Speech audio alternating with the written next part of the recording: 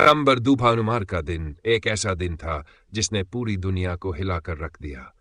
ये वो दिन था जब अमेरिका की सबसे ऊंची और प्रतिष्ठित इमारतें, वर्ल्ड ट्रेड सेंटर की जुड़वा मीनारें, आतंकवाद की एक भयावह योजना का निशाना बनी।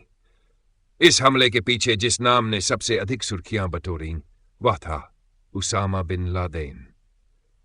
यह कहानी सिर्फ एक हमले की नहीं, बल्कि उस सोच की भी है जो वर्षों तक तैयार होती रही, साजिश की तरह पनपती रही और फिर एक सुबह सब कुछ तहस नहस कर गई।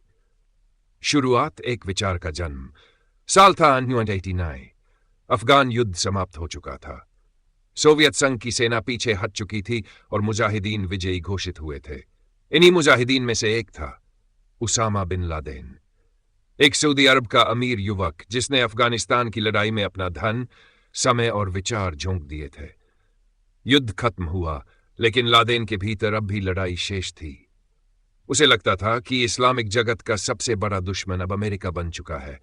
वह अमेरिका जो उसकी नजर में मुस्लिम देशों में हस्तक्षेप करता है, उनकी नीतियों को प्रभावित करता है और पवित्र स्थलों की सुरक्षा की आड़ में अपनी ताकत दिखाता है। उसी समय उसने एक नई लड़ाई की शुरुआत की। अल-कायदा नामक एक आतंकी संगठन की नींव रखी गई, जो धीरे धीरे दुनिया के सबसे खतरनाक नेटवर्क में बदलने लगा। योजना की तैयारी।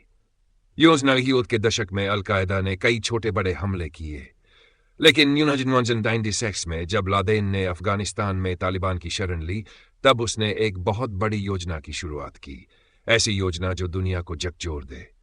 विचार था अमेरिका के प्रतीकों पर हमला करना, और सबसे प्रतीकात्मक इमारत थी वर्ल्ड ट्रेड सेंटर, जो न्यूयॉर्क शहर में खड़ी थी और जिसे पूंजीवाद की मीनार कहा जाता था। लादेन और उसके सहयोगियों ने महीनों बल्कि वर्षों तक इस योजना पर काम किया। उन्होंने पायलटों को ट्रेनिंग दिलाई, अमेरिका के फ्लाइट स्कूलों में भेजा, देश के भीतर नेटवर्क बनाया और सब कुछ इतने चुपचाप किया कि किसी को भनक तक नहीं लगी। 11 सितंबर 2001 मंगलवार की सुबह। आसमान साफ था।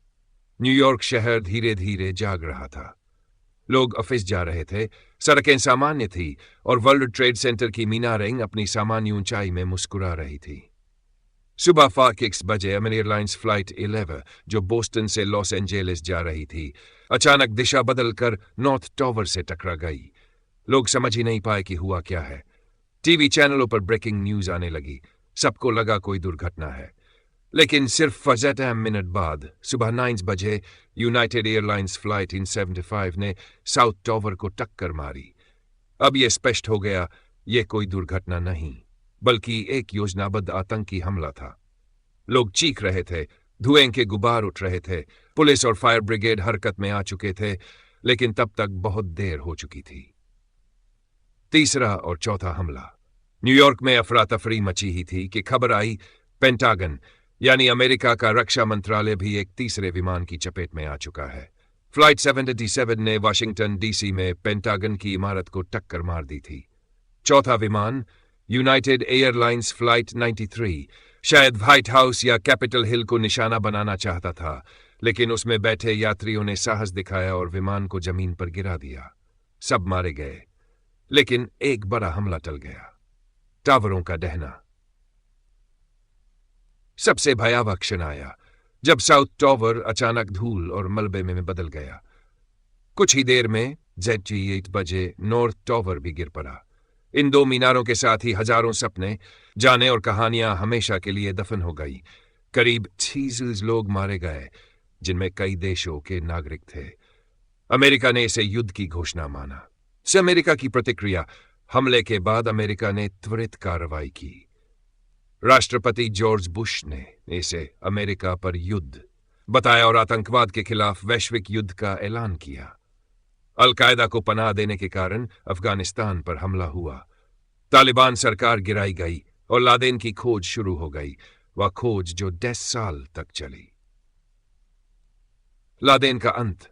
लंबे समय तक गायब रहने के बाद 2 मई 2009 को अमेरिका की नेवी सील्स टीम ने पाकिस्तान के एबटाबाद शहर में छिपे लादेन को ढूंढ निकाला और उसे मार गिराया।